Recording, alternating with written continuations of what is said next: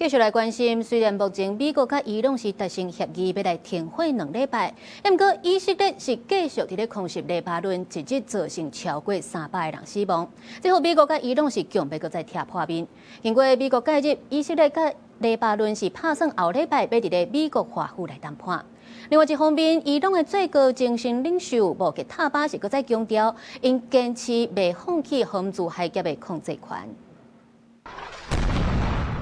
以色列總理納坦雅胡初九擱再強調未對黎巴嫩停火，也毋過伊也講，佇黎巴嫩的拜託之下，已經指示落個後禮拜去美國華府直接甲黎巴嫩談判。אני הנחיתי אמש בקבינט לפתוח במשא ומתן ישיר עם לבנון כדי להשיג 2 יעדים. 1. פירוק חיזבאללה מנשקו, והשני, הסכם שלום היסטורי בר קיימא בין ישראל ללבנון.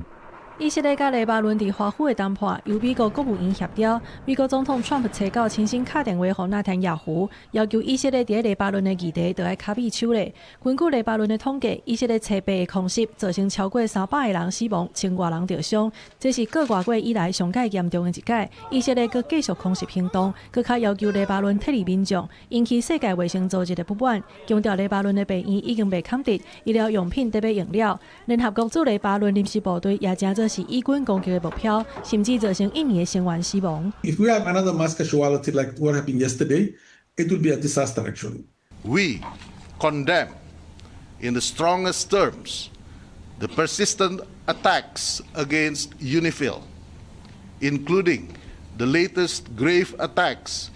which cost the lives of 3 Indonesian peacekeepers and injured several other peacekeepers from France,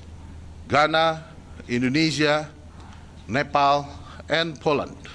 美國甲伊朗達成停火2禮拜的協議，也毋過針對黎巴嫩敢是佇個停火的範圍，也閣有荷姆茲海峽控制權等等的問題，消息是真亂。到今也未公開出面的伊朗新最高領袖穆吉塔巴，初九擱再透過媒體發表聲明，強調伊朗無糾正，毋過嘛未放棄對入侵者討賠償的權利。另外，伊朗對荷姆茲海峽的控制會進入新的階段。美國總統川普初九警告伊朗，未當對通過荷姆茲海峽的船收錢，也予4月11日要巴基斯坦的談判閣較有困難。公視新聞，景冠瓊編譯。